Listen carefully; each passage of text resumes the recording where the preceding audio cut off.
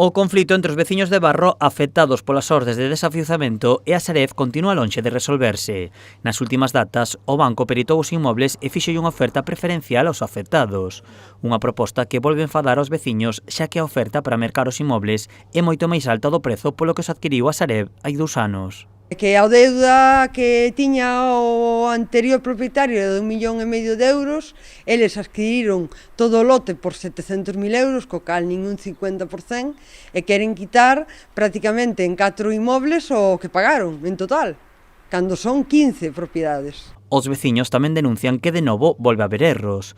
O que máis destaca é o dun dos áticos que está datado a local comercial e a oferta que recibiu o alugado é dunha vivenda. No momento de que se fixo a instalación e todo, xa se dou de alta como local comercial, está adaptado para a clínica dental, co cal non é viable ese local para unha vivenda.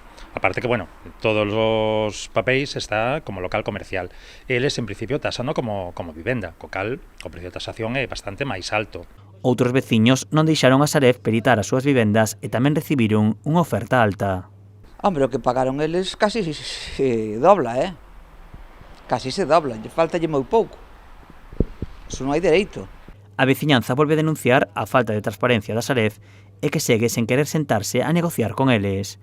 Temen que non o faga antes de que remate a oferta preferencial do 31 de marzo. Siguen dicindo que nos fixeron un desconto sobre o informe pericial que nós non vimos ni nos deixan ver en ningún momento, co cal é unha falta de transparencia total, é unha falta de sentarse a negociar con nós cando en febreiro que viñeron aquí quedamos en que íbamos a reunirnos despois da peritación, co cal para nós a peritación foi unha trampa. Porque o precio é moi elevado, iso que nos fan según eles, un desconto dun 15% do valor de tasación, que non sabemos cal é.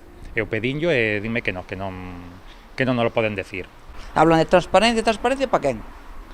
Para facernos, para engañarnos, porque outra cousa non vexo, Algúns veciños comezan a darse por vencidos e a abandonar as súas vivendas, pero os que continúan advirten que non baixarán os brazos e que manterán as movilizacións. O vindeiro día 29 viaxarán a Madrid para manifestarse diante da Sareb e no Congreso dos Deputados.